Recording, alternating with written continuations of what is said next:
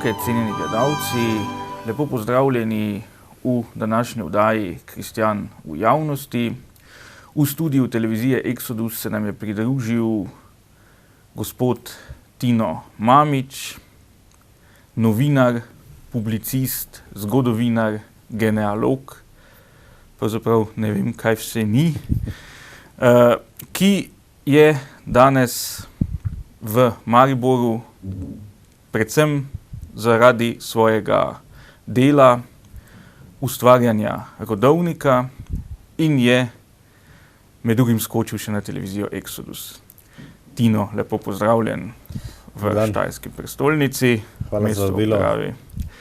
Hvala tudi tebi, da si se vabilu odzval. Pa bi mogoče kar začela z delom, s katerim se verjetno v zadnjih mesecih največ ukvarjaš, to je priprava in ustvarjanje rodovnikov, ali strokovno se temu reče genealogija. Kako je sploh prišlo do tega, da si se začel posvečati temu področju in kako to delo poteka? Ja, rodoslovje mi je že veliko število let zelo pri srcu in se ljubiteljsko ukvarjam z njim že 15 let. Pred 2 letoma pa sem se odločil, da se s tem začnem ukvarjati povsem, če rečem, profesionalno in samo s tem praktično. Prisilile so me, lahko rečem, razmere v prejšnji službi, torej na Primorskih novicah sem bil cenzuriran, je bilo precej mobinga, precej pritiskov in tako.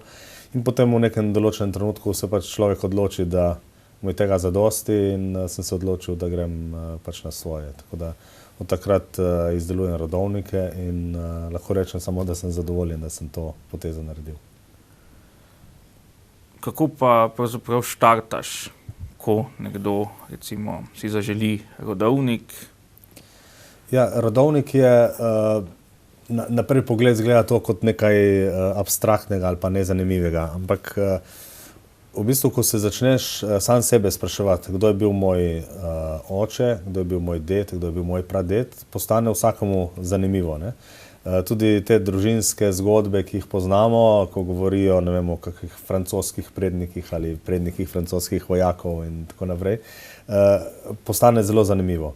Ker recimo politična zgodovina, kakšen je bil izid bitke pri Waterlooju, zanima mogoče 10% ljudi, ne? Torej tiste zgodovinarje ali ljubiteljske zgodovinarje. Če se je pa tvoj, recimo, 5-kratni praded boril pri tisti bitki, pa postane to popolnoma nekaj drugega in veliko bolj zanimivega. Zato jaz pač hodim po arhivih in iščem te prednike in pri vsakem od teh prednikov, ki ga najdem, se lahko splete ena zgodba, ker je ogromno podatkov, ki jih recimo tisti, ki malo bolj pozna recimo te stare pisave ali okoliščine, lahko ogromno podatkov dobijo o teh daljnih prednikih. Tudi recimo, kako je nastal priimek, odkot je nekdo odkot izvira nek rod, ali res ne vem, da je iz Francije ali ne vem, iz Tirolske, kot najraje govorijo ta družinska izročila. Ja, nekateri priimki so zelo trpežni in pravzaprav preživijo stoletja, ne? Ja, priimki žal izginjajo, ne? Jih je vsako leto manj. Je pa res, da tudi nastajajo novi, tako da, ampak priimki so nastali tja, recimo na Primorskem, kjer so najbolj zgodni, jih najdemo od 1300 naprej približno, kar pomeni 700 let je že precej dolga doba za določene priimke. Zdaj, jaz se prav s svojim priimkom oziroma s priimkom od moje mame, Bratina, se lahko pohvalim, da je bil prvič omenjen že okoli leta 900 v Štivanskem rokopisu. 900? Ja, okoli leta 900. Kot žensko ime, ne? Torej neka romarica, ki je prišla v Štivan pri Devinu, se je podpisala v evangelij in od takrat v bistvu izvira ta priimek, ne? Tako da je kar stara zadeva. Ki je na Primorskem tudi kar pogost, na severnem Primorskem. Ja, prav priimek Bratina je, gnezdo tega priimka je Stomaž, to je vas nad Vipavsko dolino pod Čavnom in od tam so ti. Ne? In tista romarica je bila, pač tako sklepamo, prav iz tega kraja. Ne? Tako da je vsi Bratinovi, kar jih najdemo po Sloveniji, bodo prej ali slej prišli do tega, da so njihovi predniki iz Tomažev. Zanimivo, ja. No, zdaj pa tukaj na mizi imava tudi dva končna produkta tvojega dela, če lahko tako rečemo. Ja. Pa bi mogoče v tem nam malo pojasnil, kaj torej lahko naročnik dobi. V bistvu jaz po eni strani lahko naredim družinsko drevo, pač tisto, kar imaš v dnevni sobi in vsem pokažeš, ampak na to družinsko drevo ne moramo naplesti zgodb. Tako da potem naredim lahko ta rodovnik lahko upodobimo tudi drugače, in sicer v obliki knjige ali pa v obliki časopisa, ne? Tako da se lahko potem, če rečem, žlahta na družinskem srečanju, se potem te stvari ogleda. No, in to je to, en taki... Ja, to je recimo en tak primer ene rodbine, to je rodbina Starman, od odvetnika Daniela Starmana. In potem iz generacije v generacijo o vsakem od teh prednikov je potem precej podatkov, ki jih potem opišem in kje so bili v vojski, kaj so doživeli, oziroma kaj nam pač ti arhivi povedo. Tu je zelo zanimiva zgodba, tudi da smo našli enega prednika, ki je šel v Ameriko in naj bi tam umrl, ampak potem smo ugotovili, da očitno tam sploh ni umrl, ampak je živel še nadaljnjih 50 let. Tu je pa družina ostala, v bistvu so ostali otroci kot sirote. To ali pa recimo ugotovili smo tudi, da sta Daniel Starman odvetnik in Bojan Starman tudi poslanc v daljnem sorodstvu, kar prej nista vedela, tako da pride kar... Bojan Starman je drugače živi v Poljanski dolini, oziroma tam nekje. Ne? Ja, tudi ta priimek, prav ta korenina teh Starmanov od obeh izvirajo prav v Poljanski dolini v Gorenji vasi. Koliko takšnih knjig pa si že izdelal? Prav konkretno knjig sem mogoče 10-15, večinoma se ljudje odločajo za rodovnike, za fotografije. Pa imamo tukaj, ja. Recimo tako, ko imamo kot družinsko drevo, to je ena vipavska rodbina, Velikonja, in potem po vseh linijah, ne, moških, ženskih, iščemo te prednike. Lahko tisti, ki imajo malo več sreče, recimo, da imajo več fotografij, se lahko s fotografijami precej bolj lepše upodobi. To je od moje žene rodovnik, tako da ona ima več fotografij kot jaz. Druga možnost pa je recimo, da iščemo od začetka, samo po priimku, ne. To je recimo prav od priimka Bratina, v bistvu to je skozi 10 generacij imamo te potomce. Omenila sva že, da danes obiščeš pravzaprav Nadškofijski arhiv v Mariboru, katera so pa druga tvoja delovišča, če tako rečem? Ja, večinoma na Kranjskem in na Štajerskem obiskujem predvsem dva arhiva, torej Nadškofijska v Mariboru in Ljubljani. Na Primorskem so pa ti arhivi še vedno po župnijah, tako da je treba pač iti po župnijah do župnika oziroma do župnišča in se tam dogovoriti in pač pogledati. Zdaj, jaz sicer, čeprav od tega živim, vsakemu predlagam, da se sam tega loti. Ne.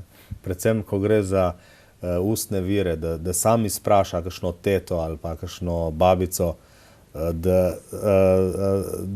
da mu pove spomine, kaj se spomni in da to posname. Zdaj lahko na te mobitelčke, na telefončke hitro posnamemo in je tudi kakšen vnuk bi lahko to izredno dragoceno dediščino, ne, ki ponavadi smrtjo izgine, da to posnamejo. Ne.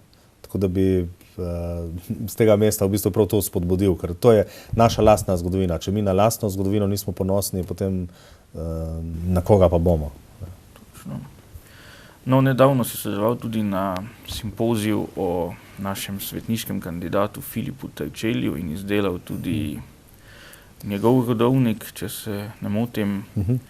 Pa me zanima, zdaj o Terčelju sploh na Štajerskem bolj malo vemo. V čem ti vidiš pomen tega njegovega svetniškega in vsezadnje tudi zgodovinskega lika, pričevalca, te tragične slovenske zgodovine 20. stoletja. Filip Terčelj je velik narodni buditelj, lahko rečemo, borec proti fašizmu, ki je ohranjal slovenstvo na Primorskem. Ohranjal je, tudi če danes gledamo, na medijskem področju. Izdajal je časopis oziroma revijo Naš čolnič in ogromno je delal s kulturo, pevski zbori, pač kulturno je skušal tem ljudem, Primorcem, ki so trpeli pod fašizmom, jih obuditi, jim dati upanje, jim vliti samozavest. Zato je bil tudi zaprt v času fašizma, je bil konfiniran, izgnan, preganjan in potem, ko so drugič šli karabinjerji ponj, mu je to nekdo povedal in je potem zbežal na Kranjsko. In potem je bil med drugo svetovno vojno je bil v Ljubljani. Nič si ni recimo umazal roke z nobeno grdo stvarjo, je pač opravljal dušno-pastirsko delo. In ne glede na to pa je po vojni januarja 1946 bil umorjen. Zahrbtno umorjen na Gorenjskem, kjer so ga domači partijci najprej mučili in potem ubili skupaj s njegovim sobratom, duhovnikom Francem Krašno. Zdaj, zakaj je Filip Terčelj pomemben? Filip Terčelj je pomemben, ker je en tak pozitiven lik, nenasilen, nesovražen in hkrati pokončen. Ker osebno se mi zdi, da danes bi morali mi v naši naciji graditi predvsem na samozavesti. V bistvu vrniti tej naciji samozavest, izboljšati samopodobo, ker z našimi ljudmi ni nič narobe. Naši ljudje so popolnoma normalni državljani, popolnoma normalni ljudje in če pogledamo recimo slovenske izseljence, vidimo, da so izredno uspešni, torej tudi z nami ni nič narobe. Narobe je pač s politično elito, ki nas pelje tja, kamor nas pelje. Ampak zato ne smemo o sebi slabo misliti. Ja, no tu se mi zdi, da si načel zelo pomembno vprašanje, ki pa je verjetno povezano tudi z zgodovinsko samopodobo povprečnega Slovenca. In kako ti vidiš to, recimo, katere zgodovinske mejnike povprečni Slovenec šteje kot temeljne za svoj zgodovinski spomin? Mislim, da je tu eden od ključnih problemov, ki jih imamo, ravno s to samopodobo. Ja, to je res, zato ker je zgodovina je jokajoča, to je zgodovina hlapcev, to nam stalno govorijo, kar pa dejansko ni res. Ni res, če pustimo Karantanjo, ki je v svetovnem smislu nekaj pomembnega kot oblast strani ljudstva, ki ga ljudstvo da oblast suverenu. Tudi če pogledamo novejšo zgodovino, mi govorimo, da Slovenci nismo imeli svoje države, kar v bistvu ni res. Leta 1918 se je prav v času, ko je bil tu v teh krajih generalmajster, se je ustanovila naša država, slovenska država, država Slovencev, Hrvatov in Srbov. Torej je naša državna tradicija vsaj 96 let stara. Tudi sicer se mi zdi, da so napačni poudarki. Stalno imamo neke jokajoče junake, jokajoče poudarke zgodovinske, kar dejansko ne ustreza resnici. Mi imamo, imamo recimo Knobleharja, misionarja, ki je bil eden od svetovnih raziskovalcev, ki je šel najdlje ob Nilu, ko so odkrivali v 19. stoletju, ko so svetovni raziskovalci, britanski, francoski, iskali izvir Nila, je en del te poti naredil tudi Knoblehar. In takrat recimo pripeljal črnce v Ljubljano celo, torej najprej v Italijo, potem pa celo v Ljubljano, ker je hotel dokazati, da so črnci popolnoma enakovredni beli rasi, da niso manj vredni. Tako da tukaj je ogromno takih pozitivnih vidikov. Meni ni všeč bahatost, ampak vseeno ene določene stvari je treba poudariti.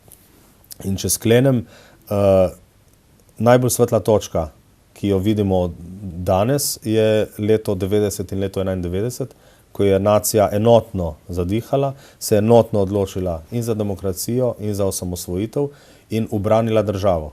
In zdaj, če bomo mi rekli, da je bila 10-dnevna vojna vojaška operacija, opereta ali ne vem kaj, pljuvamo po sebi.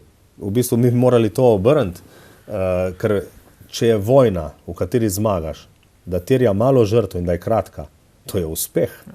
Ne, to je civilizacijski uspeh, to je vojna, ki v bistvu ni civilizacijska, ampak če je kratka in če ima malo žrtev in da je uspešna, pa kaj hočeš več? Ali bi rajši imeli zgodovino recimo Angležev, ne, ki so izumili koncentracijska taborišča? Jaz rajši ne. Na meni se tu poraja vprašanje, ali je bila vsaj odločitev za demokracijo res enotna? Glede na to, da je po mojem mnenju demokratizacija na vse zadnje žrtev osamosvojitve, ker pač očitno med tema dvema procesoma danes vidimo, da je demokratizacija ostala na pol poti. Ja, to je res, ampak spet tukaj niso krivi ljudje. Ne?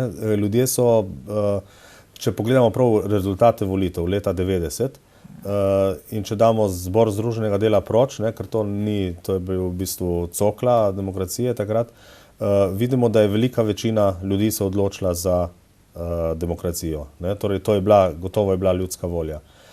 Zdaj problem so pa spet te politične elite, ne? Ker politične elite v parlamentu tudi velikokrat izkrivljajo voljo ljudstva. Ne? Smo imeli toliko teh prebegov v zgodovini parlamentarizma, da ne vem, če ima kakšna država toliko teh podgan, ki iščejo. Poglejmo zdaj, kaj se zdaj dogaja, ne? Pri teh, kako se levica v bistvu, pregrupira, kako iščejo pač vsak svojega gospodarja, en dan so pri enemu, drug dan pri drugemu. Ne, to ne gre.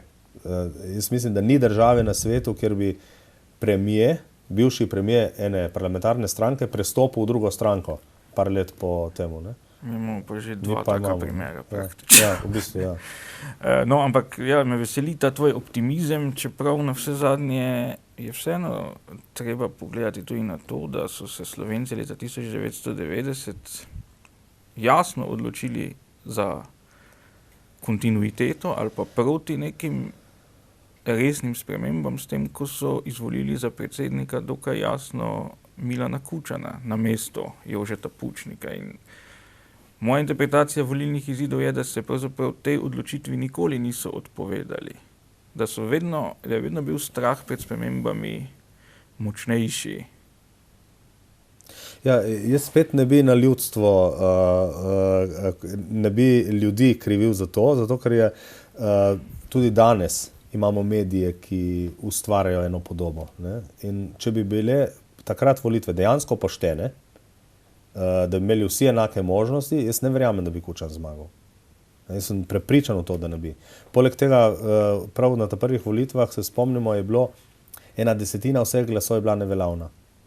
In jaz sem govoril tudi z enim, ki je bil v volilni komisiji, ki mi je povedal, kako so delali neveljavne glasovnice. Ne? Določeni politični akterji oziroma določeni politiki v volilnih komisijah, in sicer, da so dali za prstan minco od Kemika in potem, ko so šteli, so pač naredili neveljavno glasovnico, ne? Če je bila recimo za Pučnika.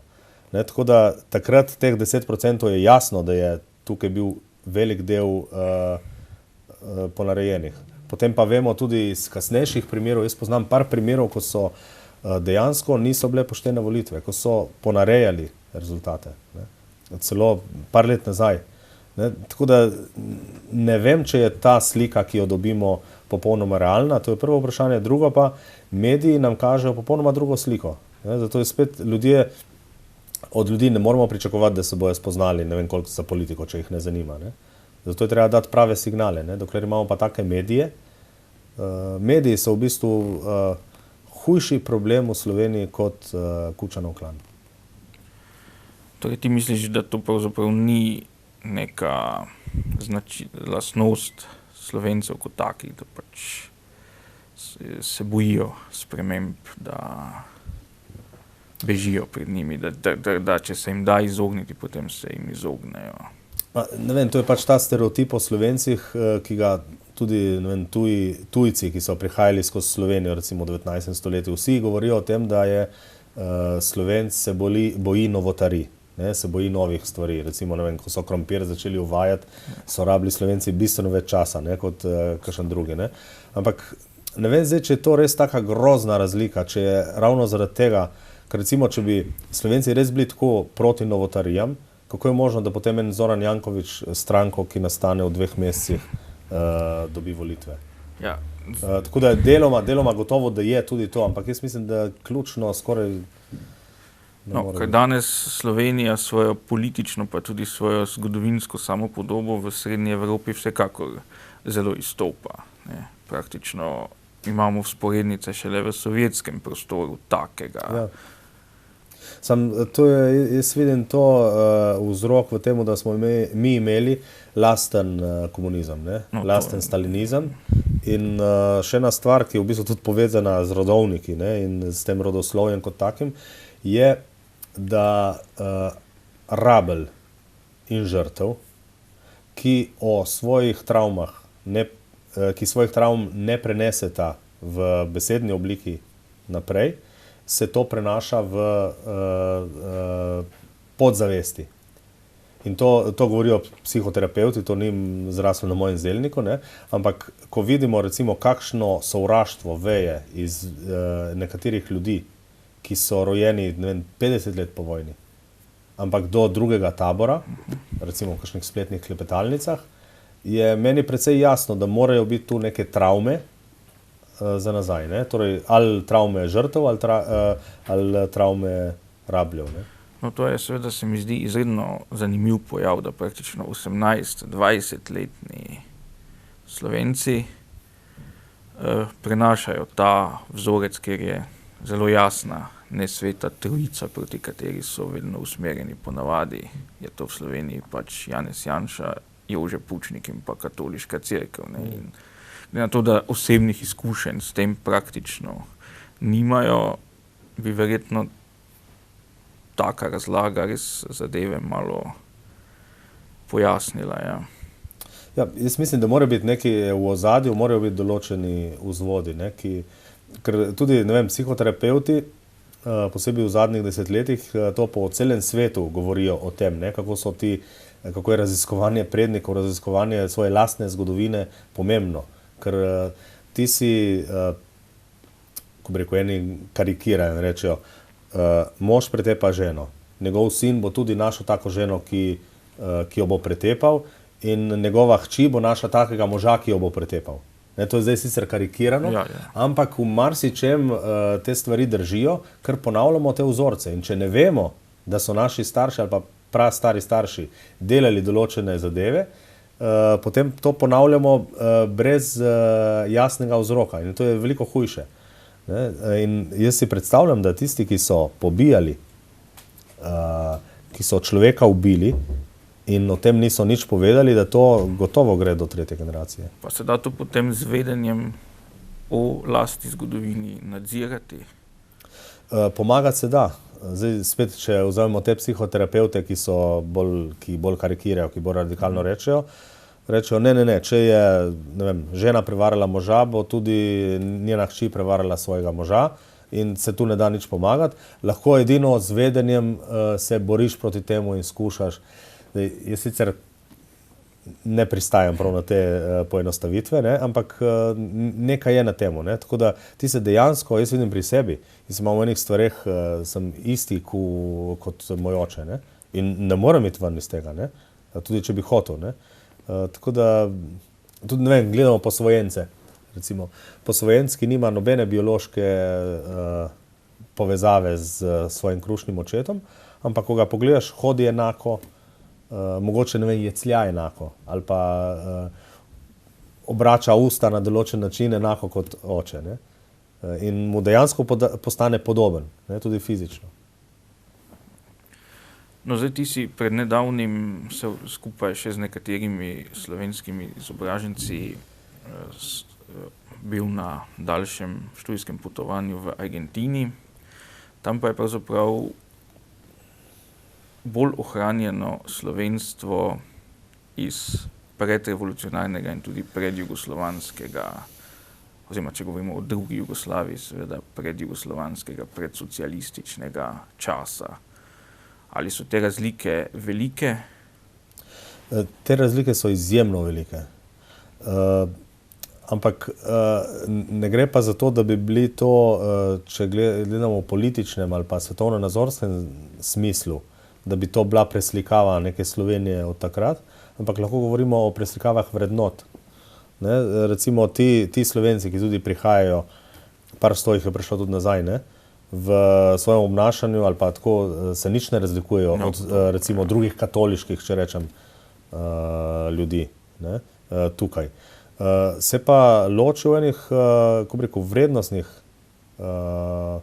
vrednostnih sodbah ali pa vrednostnih orientacijah, usmeritvah, da vejo, kaj je dobro in kaj ne. Da enostavno, kako bi rekel, nam ni treba pojasnjevati, da moramo otroka naučiti, oziroma da moramo otroka poslati v šolo. Ne, to je logično. Ne. Ga moraš poslati v šolo, da se nauči brati. Ti ga ne boš pustil do 18. leta doma in pa boš rekel, zdaj se pa, ko si polnoleten, zdaj se pa odloči, ali boš pismen ali ne boš. Ne. In recimo na področju verouka, pa pri nas velja prav to, ne, ali pa vire, cerkve in tako, ne, se bojo otroci sami odločili. Tega recimo pri argentinskih Slovencih ni, mislim, je bistveno manj. To je tista ena razlika. Druga, ki je pa ključna, je pa samozavest. Samozavest, visoka samopodoba, to so ljudje, ki so pogumni, ki se ne bojijo delati, ki so delovni, ki so, kako bi rekel, ki vejo, ki sami sebe cenijo. Ne? In to je v bistvu tista Slovenija, ki bi jo mi tukaj morali ponovno narediti. Pa tu ne gre tako za levo, desno, ampak predvsem za nacijo kot tako. Ne? Samozavest nima take grozne povezave z recimo svetovnim nazorom ali pa sploh pa politično usmeritvijo. Ampak jaz mislim, da so oni dokaz, da je pri nas z našimi ljudmi vse v redu, da je napaka v politični eliti. Ampak zakaj je bilo to v Argentini možno, pri nas pa ne? Gotovo, da zaradi tega, ker je bil tam pač ena skupina, ki je delovala zelo skupaj, zelo homogeno, enim rečejo celo geto, ne? Kar je v bistvu slabšalno in ne ustreza resnici, ker kako pa boš ti preživel v tujini, če ne boš držal skupaj. Ne? Tako da to in ko pogledamo recimo, ne vem, konkretno Zorka Simčiča, v bistvu Mariborčana s primorskimi koreninami, on govori o tem, da sta ključni dve stvari. In sicer eno je krščanstvo, drugo je slovenstvo. In tu mislim, da bi pri nas na temu morali tudi temeljiti vso vzgojo, vse, posebej recimo v katoliških gimnazijah, ne, da bi morali privzgajati kulturo, torej krščanstvo kot tako in slovenstvo. Ne. Ampak ne enega, ne drugega se mi zdi, da tam ni dovolj, oziroma da velikokrat ni predstavljeno na pravi način. Ja, me pa zanima to, ne, ali je tudi krščanstvo Slovencev v Argentini potem drugačno kot krščanstvo Slovencev v Sloveniji? Oziroma, ali je naše krščanstvo danes zdravo? Torej, ali je res to tisto, kar lahko pomaga narodni skupnosti? Ali pa je to v bistvu del naše travme? Gotovo, da pri njih teh krščanskih socialistov tipa Kocbek in krščanskih socialistov, ki ne vem, grejo Hmaž in potem grejo voliti Kučana, tega v Argentini praktično ni. Ne? To je res. Ne? In to je tudi v bistvu tisto ključno vprašanje, zakaj pri nas ni tiste, zakaj desna sredina nima na volitvah toliko. Ne? Ker v vsakem volilnem telesu imaš en del ljudi, ki so recimo na meji, ne? Ki se odločajo, ki niso prepričani v določeno zadevo in so pripravljeni voliti recimo pač drugo stranko, kot ti recimo svetovno-nazorsko pripadajo. Ne? Kar je vse v redu. Problem je edino, da pri nas na levici takih ljudi skoraj da ni, na desni sredini jih je pa ogromno. Ne? Takih zdaj, taki malo bolj ostri politiki bojo rekli naivni kristjani. Ne? recimo teh naivnih kristjanov, se opravičujem za izraz, ampak recimo naivnih kristjanov je en precejšen del. Naivnih komunistov, spet se opravičujem za izraz, je pa bistveno manj. Ne? Zato je potem tudi tako, da ta mejne zadeve zmeraj gravitirajo na levico. No, jaz tu se popolnoma strinjam, da je to pravzaprav verjetno jeziček na tehnici, ne? Ampak na vse zadnje ta obrat krščanskemu socializmu je vendarle stvar že prve polovice 20. stoletja. Ne? In zato verjetno... Eno je socializem, drugo je naivnost. Ne? Ja. Recimo krščanski socializem, to je izraz, ki ga je uporabljal tudi Krek. Ampak tukaj gre za krščansko socialno gibanje, ki z komunizmom, socializmom nima nobene veze. Ne? Tako da tu mešamo. Ne? Tukaj, čeprav lahko rečemo, da Kocbek recimo, in njegovi somišljeniki v nekem smislu tudi izvirajo ali pa se napajajo pri Kreku, politično gledano vidimo, da so šli popolnoma v drugo smer. Niso več, so proč. Ne? In je pa res, da je krščanstvo oziroma cerkev kot taka prepustila ta del, delavstvo recimo, politični levici. Ne, to je bila narejena velika napaka, ki jo zdaj sedanji papež tudi malo popravlja, zato ker krščanska stranka ne more biti desna stranka, nikoli. Ne. Krščanski svetovni nazor je sredinski.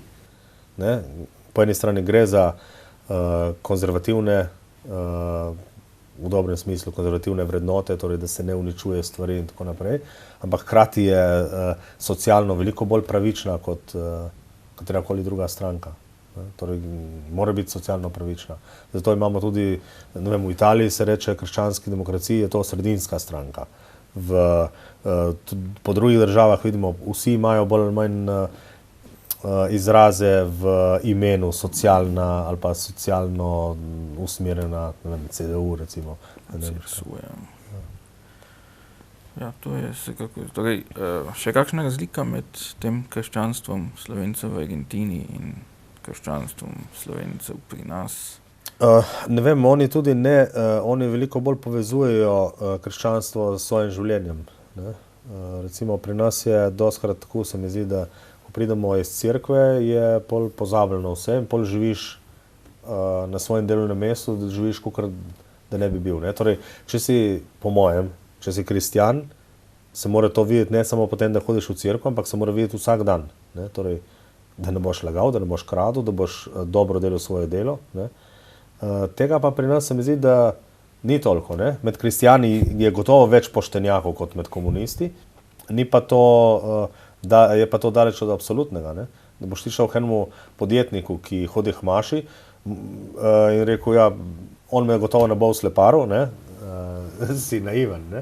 Tako da tu, v tem pogledu se mi zdi, da pri nas, da so se malo razrahljale te vezi med krščanstvom in našim življenjem. Tam se mi zdi, da stvari bolj funkcionirajo. Jaz nočem idealizirati zdaj te skupnosti, ne, ki v bistvu jo izredno cenim in izredno hvalim in tako ima tudi svoje napake, svoje tako, ne, ampak tako globalno, ko gledamo, je klobuk dol. Torej, nimajo pa težav s vključevanjem v širšo argentinsko družbo. Eni jim to očitajo, ne, da niso, ne, tudi recimo politično se zelo malo vključujejo, ne, razmeroma, ne, ampak jaz ne bi rekel, ne, to je pač, če oni ohranjajo svojo kulturo, pol je to nekaj čist normalnega, ne, tudi, ne vem, če se spet vrnem na Zorka Simčiča, ki večkrat pripoveduje anekdoto, kako se enkrat sprehajal z argentinskim oficirjem, pač domoljubom, patriotom. Ja. In se mu je opravičil, ker sta s hčerko govorila slovensko. Ja. In pa rekel ta nacionalist v bistvu, ne, argentinski, je rekel, ne, mene to nič ne moti. Če bo ona pri 5 pozabila svoje korenine in svoj materin jezik, bo pri 30 izdala domovino Argentino. Ne? Zato je v bistvu to, da ti ohranjaš svojo lastno kulturo, to ni nič slabega tudi za politično desnico, ne. No, se pravi, ja, to je zanimivo, da pa res slovenskih politikov v Argentini praktično ni, za razliko od recimo politikov hrvaškega porekla v Argentini ali pa še bolj mogoče v Čilu, ne. Medtem ko jih je pa zelo veliko v cerkvenih strukturah, kolikor vem. Ja, to je res, ne. So bolj, kako bi rekel, par škofov, ne. Tudi papeža zelo dobro poznajo, recimo, ne. Tako da glede tega to bi držalo, ne. Tu je gotovo tudi nekaj te, če rečem, politične zavesti ali pa tako, ki je pri Hrvatih malo bolj poudarjena, ampak moramo pa tudi računati, da je Hrvatov še enkrat toliko, ne. Tako da je pol avtomatično. Tudi v Argentini. Ja, zdaj ne vem prav konkretno številke, ampak po celem svetu je Hrvatov v bistvu še enkrat toliko, tako da so večje skupnosti in je pol ta kritična masa precej večja, ne. Sem mislim, da celo ta nekdanji predsednik Nestor Kirchner Ostojić je bil po mami Hrvat. Ja. Tako da, ja. Dobro, no zdaj sva pa, ker sva že kar precej zajadrala v Argentino, bi mogoče ta zadnji del oddaje namenila področju ali pa osebnosti, pravzaprav s katero se v zadnjih mesecih ravno tako zelo veliko ukvarjaš in verjamem, da vse gledalci televizije Exodusa te najbolj poznajo prav po tem, namreč verjetno si ti zdaj trenutno najbolj vroč slovenski vatikanist in pa tudi strokovnjak za papeža Frančiška. Njegovo delo, ki ga zelo natančno spremljaš na portalu siol.net. In zdaj pravzaprav od izvolitve papeža mineva skoraj natančno 14 mesecev. Tista prva evforija se je mogoče že malo unesla. Kako ti vidiš Frančiška po tem času, katere poteze bi posebej izpostavil? Jaz bi česa takega jaz nisem pričakoval, ne? Da lahko pride papež tak, kot je danes. Če mi to nekdo rekel 2 leti nazaj, bi rekel, to lahko pride čez 30 let. Pa 20 let po optimistični. Tako da to je gotovo eno velikansko presenečenje, ki ga ljudje dejansko niso pričakovali, pa tudi recimo vatikanisti v Rimu so bili presenečeni. Čeprav so nekateri napovedovali, da bo on in da bo spremenil, ampak nihče ni pričakoval, da bojo take spremembe, ne. Tako da tukaj so tudi ocene, recimo, da določenih vatikanistov, da večjega dogodka v zgodovini cerkve v zadnjih 500 letih, da ni bilo, kot je bilo imenovanje tega papeža. Tako da to je gotovo nekaj, ne glede na to, ali se strinjamo konkretno s to izjavo ali ne, se mi zdi, da je to pač res neka velika prelomnica. Tudi zdaj po teh tolikih, v bistvu po 14 mesecih, se mi zdi, da gre v zelo tako pravo smer, ker po eni strani ne jezi, če rečem, svojih nasprotnikov, ne, ker mu v bistvu ne morejo nič očitati. Po drugi strani pa teh, če rečem, svojih podpornikov pa tudi ne izgublja, ker ga vsi podpirajo, ker vidijo, da on je, če rečem, kristjan, ne, da se on obnaša krščansko in je zato živ zgled. Tako da jaz mislim, da gre tukaj v pravi smeri, predvsem tudi zaradi tega, ker je začel se boriti proti določenim grdim ali pa celo kriminalnim združbam v okviru cerkve. No, zdaj, če smo že pri tem, verjetno je svoje podpornike, nekatere vsaj do zdaj najbolj razjezil s kanonizacijo svetega Janeza Pavla II., ki recimo Wiersindkirche se je odzvala zelo jezno na to, ne, po drugi strani pa je to bila najbolj dobra taktična poteza. Ja, tu jaz mislim, da je tukaj skoraj ni imel kaj, ne. Tukaj on ni imel kaj dosti, zato ker je dejansko ljudstvo to hotelo, ne. Ljudje so to hoteli. Zato je pol, jaz mislim, da druge možnosti ni, čeprav tudi jaz osebno nisem najbolj navdušen nad tem. Pa ne, da bi karkoli dvomil predprejšnjega papeža, ampak zaradi tega, ker se je v njegovem pontifikatu marsikaj razraslo, ne, na področju korupcije in tudi raznih moralnih problemov. ne vem, če je dobro tazga človeka postaviti na oltar. Tako da deloma je to torej tudi te kritike za razumeti, ampak ne gre pa tukaj za kakšno tako pomembno dejanje, da bi mu lahko kaj očitali. Tukaj jaz mislim, da gre če gledamo te nasprotnike papeža, jih imamo recimo na tej skrajni levici, jih imamo gotovo, tisti, ki so pričakovali, da bo ta papež, ne vem, kar homoseksualcem dal pravico, da se poročajo ali kaj podobnega, ne? Ali pa da bojo ženske lahko postale duhovnice. V tem jih je v bistvu razočaral, ne? Ampak ne glede na to, ga je ena gejevska revija dala na naslovnico za osebnost, tako da spet ni tako hudo, ne? Jaz bi skoraj bolj me skrbijo nasprotniki na katoliški strani, torej ta desnica, tudi v Sloveniji, ki ga smeši, ki v bistvu ne dela tega, kar on pravi, ne, ga ignorirajo, delajo po svoje.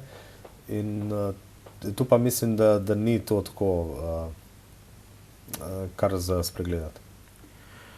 Ja, pa zna papež ločiti recimo te všečne, da rečemo tudi malo populistične poteze in pa vseeno neko tradicijo, ki sodi k njegovi službi.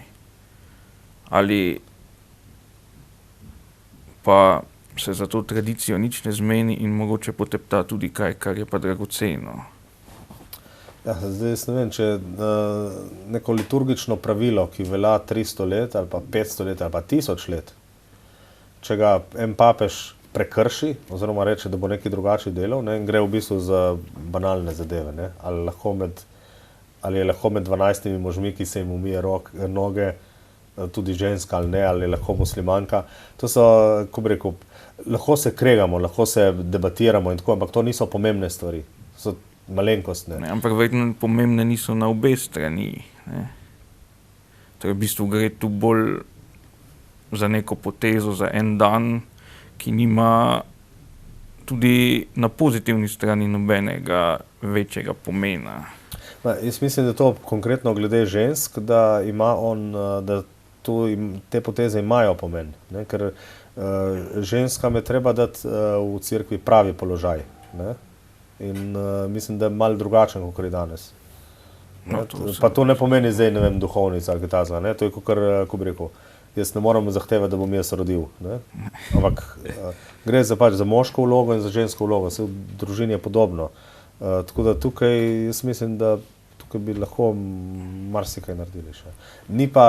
Vseeno pa se mi zdi, da v tem trenutku, prav konkretno, v cerkvi to ni ne vem kakšen problem, ne? Problemi so drugod. Ja.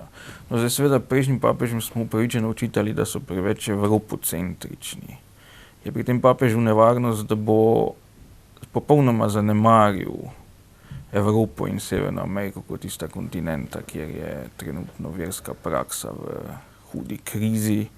Ali lahko recimo nekega zahodnega Evropejca nagovori revna cerkev za uboge? Glede na to, da je ena od možnih razlag, da je pravzaprav to, da se cerkev ni znala odzvati na dvig standarda vernikov v zahodni Evropi, povzročilo to strahotno sekularizacijo zlasti v 70. letih. Jaz ne vem, če se cerkev sploh lahko bori proti denarju, ne? V bistvu, ko gre za blagostanje, za denar, v bistvu te vrednote začnejo padati. Tako da tukaj lahko cerkev ne vem, kaj naredi, ampak bo težko se proti temu borila. In po drugi strani, ne vem, če rečemo, da je če je prestolnica ene države, pač najpomembnejše ali pa geografsko središče ali tako imaš pač določene vidike, je to logično. Če daš ti prestolnico v neko vas, kjer ni kapitala, kjer ni ljudi, kjer ni polno vprašanje. Tako da jaz osebno, če mene vprašate, če bi jaz bi rekel, oni v Latinski Ameriki bi morali imeti središče cerkve, ne? Tam je veliko več kristjanov, ne?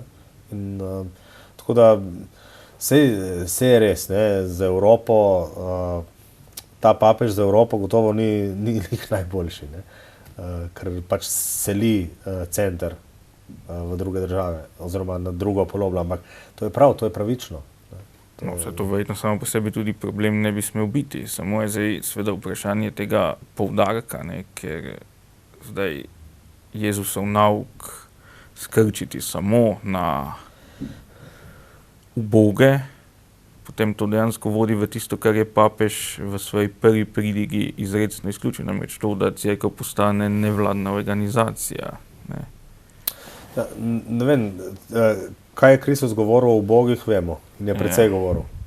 O bogatih pa skoraj da ni govoril, ampak kar je rekel tako, da jaz mislim, da se cerkvi sploh ni treba kaj dosti brigati za bogate, ne?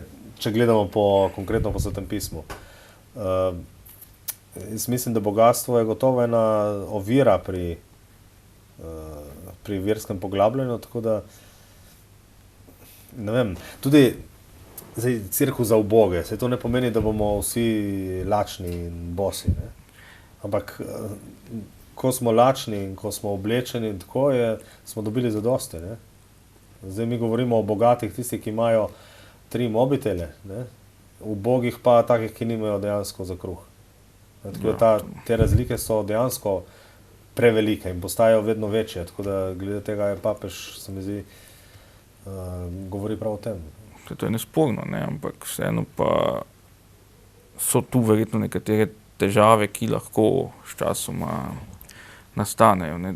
Da se z evropskega vidika se potem preveč osredotoči samo na eno skupino ljudi, če se pa Kristus gotovo ni počel. Ne?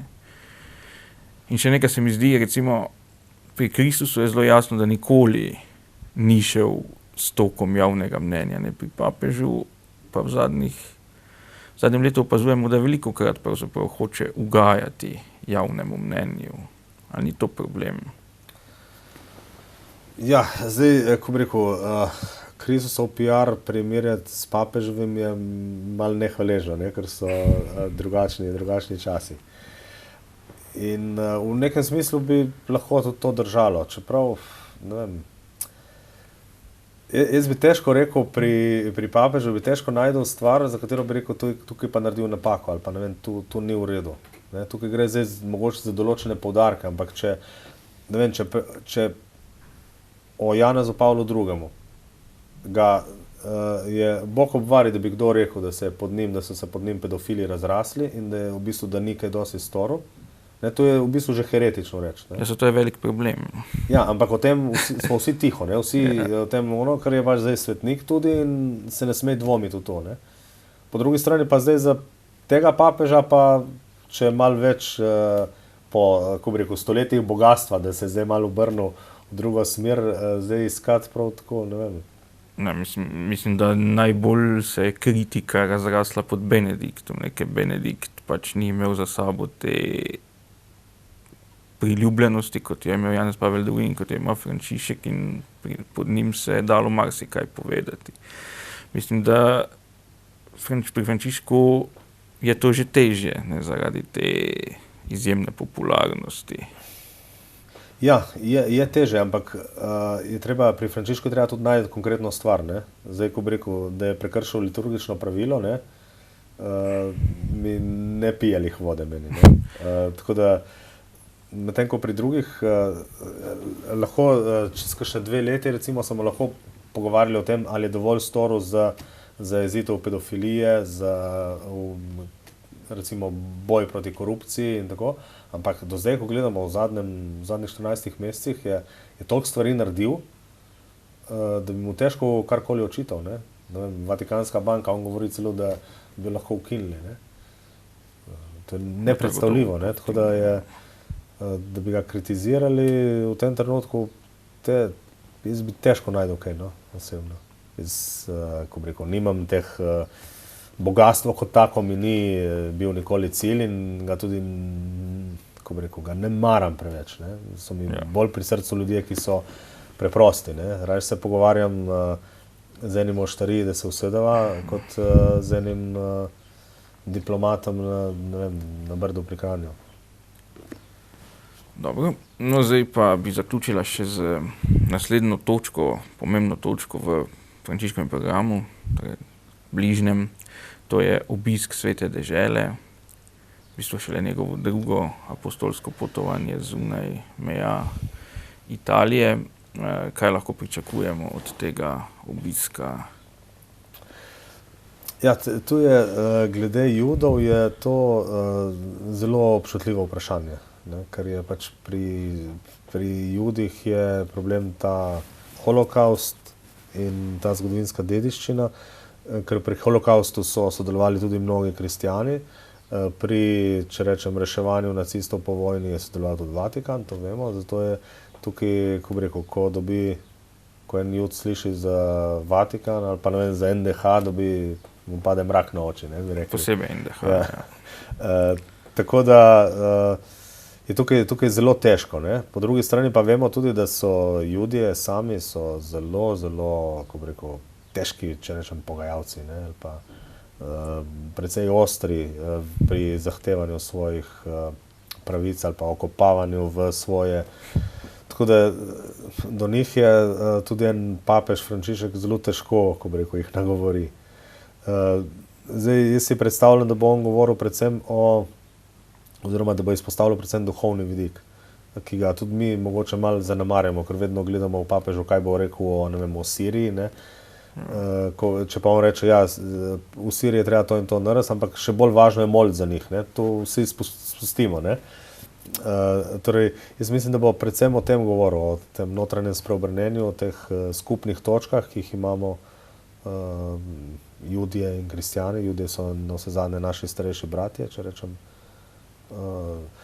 In tako da daljnoročno pa mislim, da smo gotovo zavezniki, ne, v svetovno-nazorskem smislu v Evropi, gotovo in Judje in muslimani in kristjani, ker gre za zelo podobne vrednote, ne glede na to, da imajo pač določene skrajnosti, grejo pač malo preveč v skrajnost, ampak tako mislim, da so to naši, ko bi rekel, prijatelji. No, to je. Pa bi mogoče s to pozitivno mislijo tudi na vse zadnje v duhu papeža Frančiška tudi zaključila. Zahvaljujem se ti za obisk v našem studiu, še veliko vprašanje, ki se jih sploh nisva dotaknila, pa bi se lahko bi kaj povedala še o Ukrajini, pa recimo o vplivu Frančiška na cerkev na Slovenskem. Tega se tudi žal nisva uspela dotakniti, ampak upam, da bo še kdaj priložnost na tem mestu, da to popraviva. Zaenkrat pa hvala lepa in uspešno delo pri sestavljanju novih rodovnikov. Prosim, hvala za vabilo. Hvala. Svidenja. Torej, spoštovane gledalke, cenjeni gledalci, to je bil Tino Mamić v naši oddaji Kristjan v javnosti. V našo družbo pa vas vabim ob podobni priložnosti v ne preveč oddaljeni prihodnosti. Hvala za vašo pozornost in nasvidenje.